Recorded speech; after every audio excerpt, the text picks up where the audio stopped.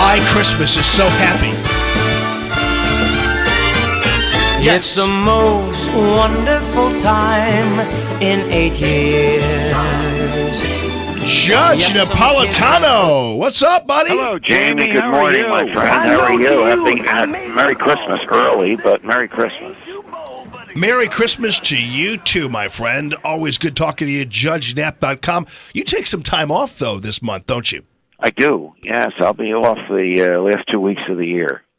What do? Go to your farm? And I go out to my farm where there will be 3.5, 4 feet of snow on the ground by that time of year, and it's lovely. Wow, I bet it is. Yes. I bet it is.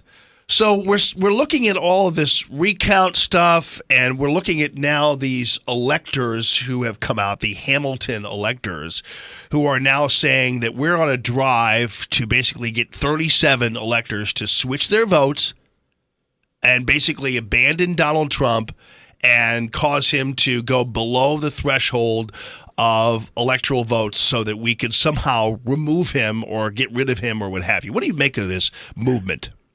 Well, it's very, very, very long shot because most electors are very strong, even fanatical supporters of the person for whom they're pledged.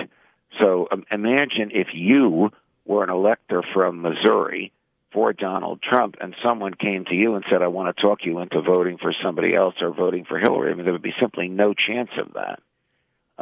So can it be done theoretically? Yes.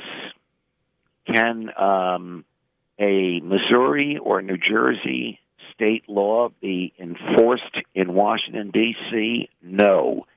Is there a history of this happening? Very scant, but it has happened. Usually one elector here, one elector there. Has it ever changed the outcome? No, it never has.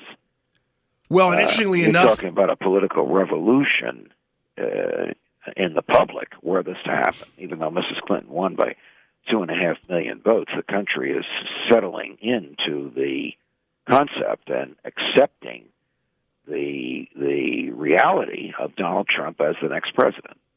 Yeah, no doubt. And so that's why in this situation, like there are some so-called faithless electors, meaning they're not bound to their vote. But in other states, they are, right?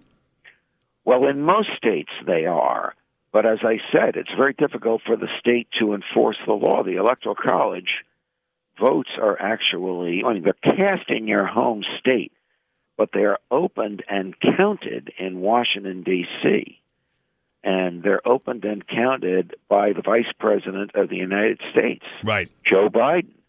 So he's not going to say, oh, let's see, Missouri went for Trump, but there's 2 Missouri votes for Clinton. We're not going to count them. He's not in a position to do that. He just performs a clerical function.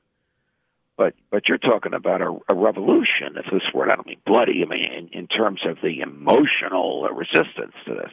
It's just not going to happen. Yeah, I would think not. So as you look at the cabinet appointments and you look at what's happening on this end, how are you feeling? What are you thinking? And by the way, it appears that in my opinion, if Mitt Romney hasn't been named already, to me, I don't think it's a strong possibility he will be named as Secretary of State. There's a colossal battle going on in the transition team with the president-elect against many of his advisors, to be honest with you. He likes Romney.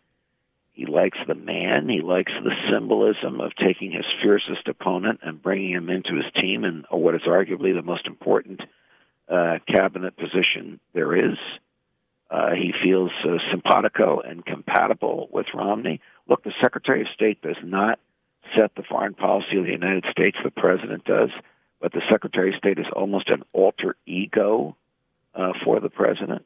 But Mitt Romney has apparently rubbed so many people the wrong way, either because of his sort of goody two-shoes attitude or because he lost to Barack Obama when he should have won or whatever your objection to him is. He's basically a neocon. I mean, whatever the objection is. So's John Bolton, a neocon. I don't know what Rudy Giuliani is. I've spoken to him 1,000 times in my life and career, never once about foreign policy. Yeah, right. I thought the same thing, yeah, about Rudy. Yeah, so I don't know I don't know where that's going to go. If they have truly opened up the search again, then obviously Romney doesn't have it. Right. They're even looking, apparently, he's up there today, or was there yesterday, at a Democratic senator. It's really a Republican, but he calls himself a Democrat, Joe Manchin. Right. But again, from West Virginia, this is a person with no foreign policy expertise. Right. You know, foreign policy expertise is really relationships, personal relationships with foreign leaders, which takes years to cultivate, so that you can just pick up the phone and talk to them, so you can fly and see them, so that you know what they want and need, and they know what you want and need. Almost everybody on the president-elect's list for Secretary of State, except for John Bolton, would have a learning curve. John's been through this before as the U.S. ambassador to the UN. I disagree with him on many issues, but he would not have a learning curve. All right. Judge Napolitano, always great to talk to you. Merry Christmas to you, my friend. Are you in next week, right? Yes. Okay, good. We're on next week. Absolutely, Perfect. my man. All the best to Well, you. Merry Christmas anyway. At Judge Nap, judgenap.com. I appreciate you, friend. Thank you.